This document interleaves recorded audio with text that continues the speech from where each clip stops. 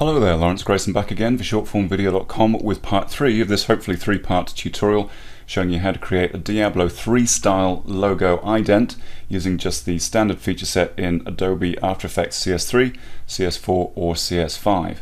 Now if you followed parts 1 and 2 you should be looking at something very similar to what you've got on screen at the moment. If you haven't, then I suggest you go back and take a look at those two parts because this video is not going to be of much use to you otherwise. Now again, before we get started on the main business, there's a little bit of housekeeping I want to just get out of the way. I've been looking at the text and thinking, well, it's all looking a little bit crowded, so what I'm going to do is just go to the character properties and increase the character spacing by about 100.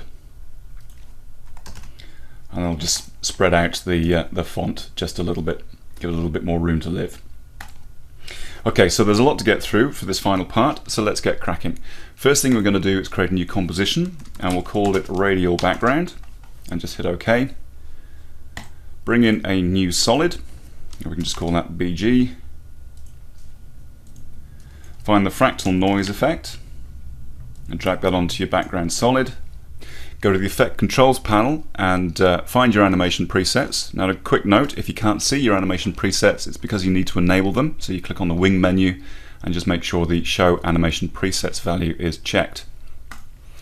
So once you can see your animation presets, just click on the menu button and we'll select Curtain, which is a preset 10-second animation. Next stage is to go to your Effects and Presets panel and find the Polar Coordinates effect. I'll just drop that onto the layer as well. Change it to rectangle to polar and increase the interpolation to 100%, and that'll just create this outward facing disc with the animation still valid. Now don't worry too much about this visible crease you can see on the center line, because by the time we finish with it you probably won't be able to make it out particularly well. Next thing to do is create a new adjustment layer, and we'll call this ramp. And obviously we're going to find the ramp effect in our Effects and Presets panel and apply it to the adjustment layer. Set the start color to 254, 221, 109 and set the end color to a nice strong red, so that'll be 15300.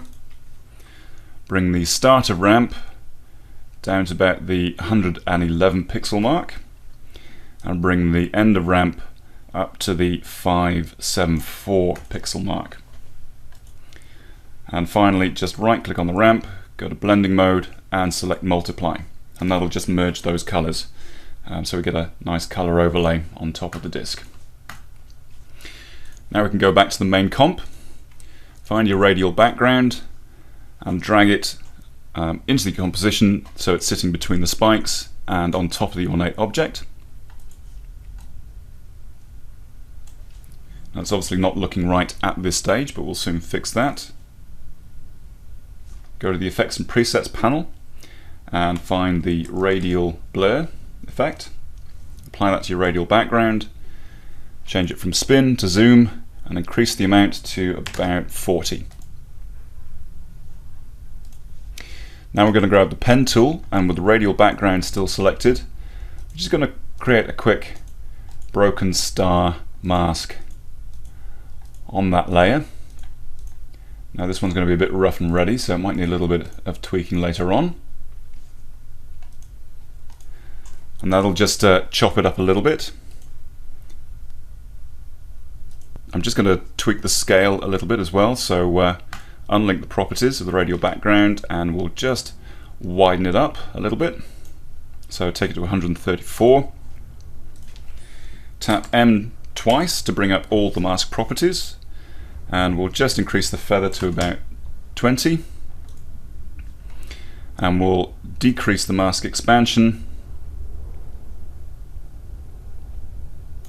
to about -33. So that means we're going to have to take the feather up a little bit further, take it to about 72. I'm also going to hit T to bring up the opacity values and drop the opacity down to about 80%. And just so that we don't obscure the ornate background too much, I'm just going to grab the ellipse tool, and with the radial background still selected, just going to draw a quick second mask underneath the Diablo logo type, and we'll set it from add to subtract. Now we'll just feather that mask by about 54 pixels, and that'll give us a little bit more legibility through that ray into the object in the background. Now pretty much everything we do from this point onwards will be tied to a final point around the 3-second mark in the composition. So what I'm going to do now is just move the timeline indicator to the 3-second mark, and with radial background selected, tap T and create an opacity keyframe that'll just lock the value at the 3-second mark to the existing 80% value. I'm going to drop a new opacity keyframe at the 2-second mark of 0.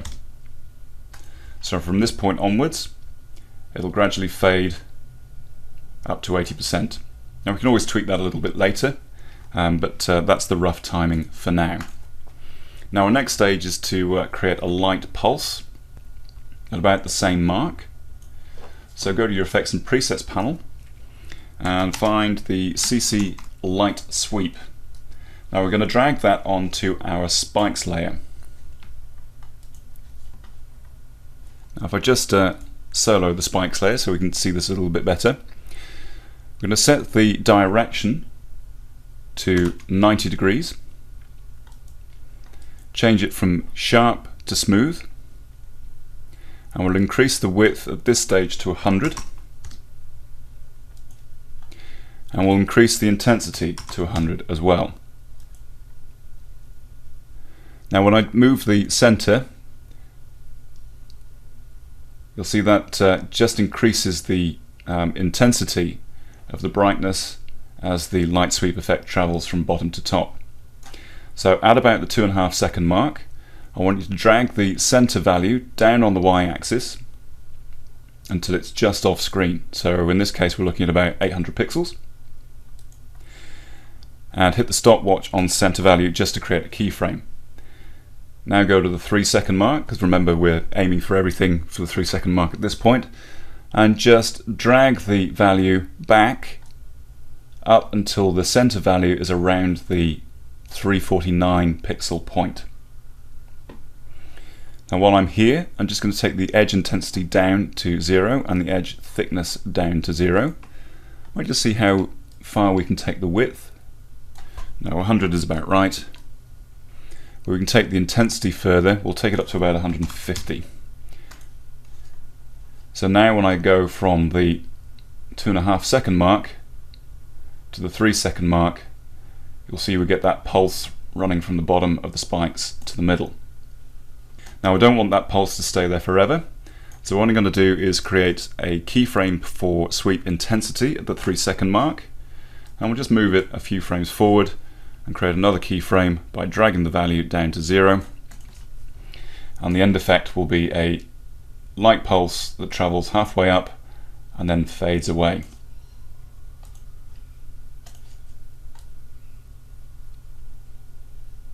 Now that we've done that, we can start working on timing the appearance of the radial background with the motion of the pulse.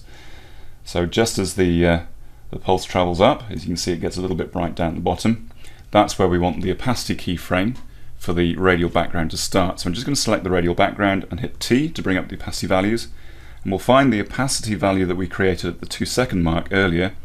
I'm just going to drag it up the composition until it actually starts as the light pulse travels over it.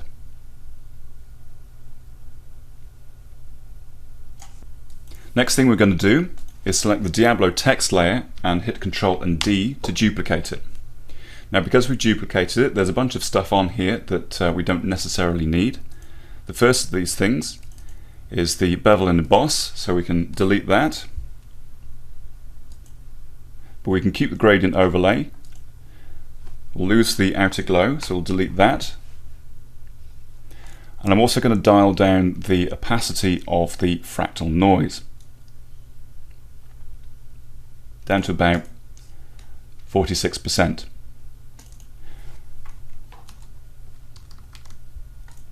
I'm also going to rename this layer Diablo text highlight. I'm going to select a lighter color. We'll take it up to 249, 225, 201. And I might also just add a very subtle drop shadow. So we'll just go to the drop shadow, set it to 180 degrees, set the distance to about 3, and the opacity down to 15. And that'll just bring it out from the background ever so slightly.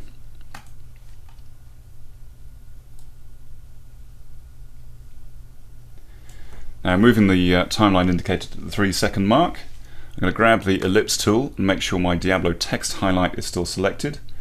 And I'm going to draw a fairly large ellipse around the outside of the text. Twirl down the mask properties of that new mask, and I'm just going to create a keyframe at the 3-second point for mask expansion.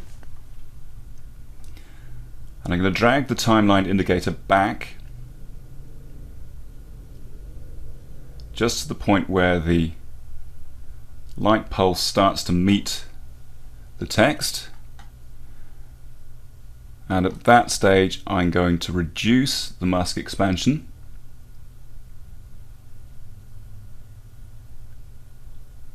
to -135, and I'll also set the feather to 15. So now when I scrub through the timeline, you can see that as the pulse reaches the center, it causes a chain reaction which reveals this lighter text overlay on top, just as the radial background starts to appear as well. I'm thinking the top of the radial background could actually be a little bit brighter, so I might just go back to my ramp and just take that to 251, 233, 170 and just hit OK. Okay, that's looking a little bit better. Now, while it's nice and bright, I don't think this pulse is quite bright enough, so we're going to help it a little by creating a brand new solid. We'll call this white pulse, and we'll set it to a solid white and just hit OK. Now, what I'm going to do now is right click on that new layer, go to blending mode and select soft light. Now, if I just change the visibility settings for that, you can see that by adding the soft light, it's brought out all the highlights to a much higher degree. But we don't want that on all the time. What we want it to do is reach its maximum at the 3-second mark. So move the timeline indicator to the 3-second point, set the opacity to 100 with a keyframe,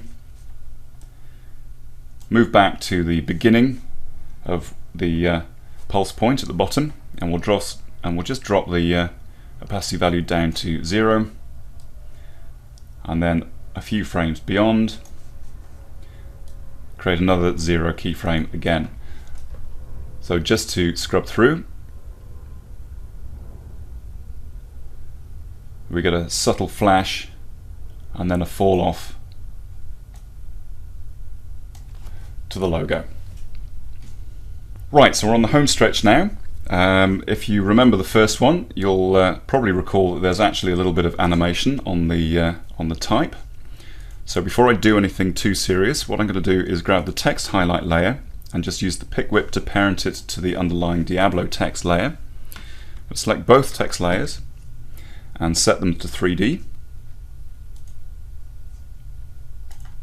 Now, with the underlying Diablo text layer selected, tap P to bring up the position properties, and with the timeline indicator firmly at the beginning, create a brand new position keyframe and drag the x-axis value until the text is significantly off the screen. So in this case, we're looking at -1900. While I'm here, I'm going to enable motion blur, both on the layer itself and in the composition preview. I'm going to advance by 5 frames with the page down key, so 1, 2, 3, 4, 5. Create a new position keyframe and set the z-axis value back to 0. And that will create this fast zoom in. But it doesn't stop there. It also starts moving out again soon afterwards. So I'm going to take the timeline indicator right to the end, and I'm going to drag the position keyframe back out, probably to about -150.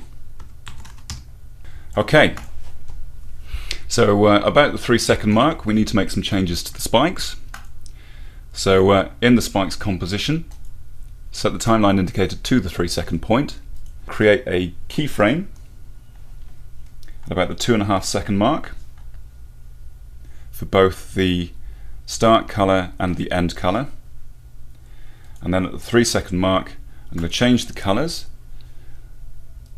We'll take it to a slightly off-white up at the top, so 255, 247, 247, and another nice strong red for the end color. So we're looking at 17100.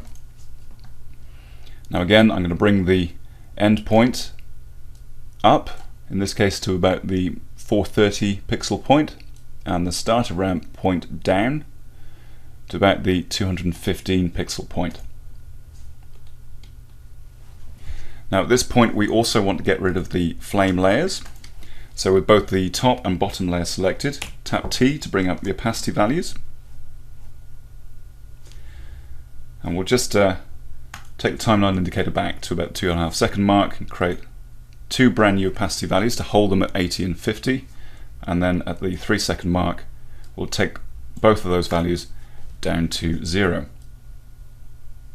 So as we get the change from white to the red and white ramp, the background flames fade out.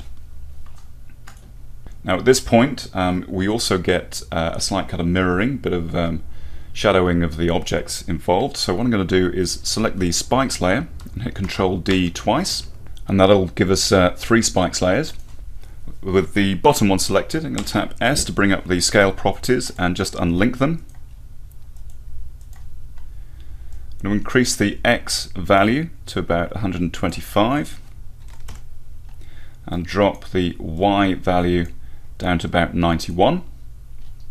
And while I'm there, I'm going to take the opacity value and just create a keyframe, and then create a 0% keyframe at that 2.5-second mark. So as the flames dim, these new layers start to come in. And we'll do something similar with the second spikes layer. So tap S to bring up the scale properties, unlink them. I'm going to take the X value to 111 and the Y value to about 95. Tap T to bring up the opacity and set a 0% opacity keyframe at the 2.5-second mark. And that's how the animation looks. Now just to finish this off, I want to make the ending opacity for the underlying layers much less, and as we've already got keyframes here, that's pretty simple to do. So I'm going to take it from 95% down to 60. And on the bottom layer, take it from 95% to 35%. I might just play around with the scale of the lowest layer again, so tap S, take it out even further, so make it 143, down to 92, take the opacity down to 25. And scale for the second layer, 118, and leave it at 93, and take the opacity down to about 53. Okay, so back in the main comp.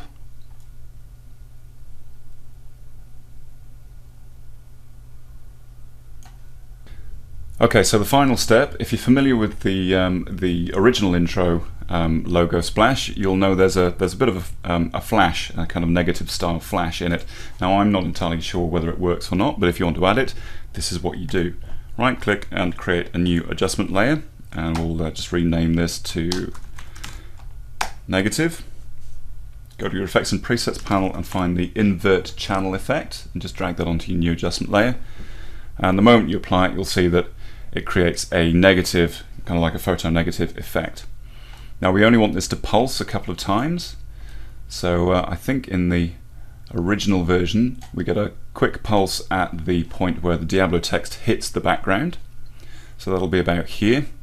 So we'll just create a keyframe on the invert settings at that point. Hit page down once to go to the preceding frame and increase the value to 100% to turn the effect off. And we'll just advance to a couple of frames forward. Tap U on the invert layer so we can create a new keyframe. And then page down once and then back up to 100%. So if I just go back through that, we have a 100% keyframe at the 5 frame mark, which turns immediately to a 0% keyframe.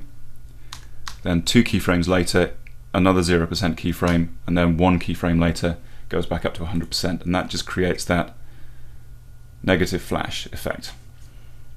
Now if you just want to duplicate that, copy the keyframes, and we'll just paste them on again later on. Okay, so there you have it. That's fairly well featured and not bad, even though I say so myself, Diablo 3 style intro ident. Now the project file for this in a CS5 format is available for free download from my website at shortformvideo.com. If you do use it, would be polite if you could just give me a link back and a little bit of a shout out. But failing that, as always, I hope you found this useful. Thanks very much for watching, and I'll see you next time.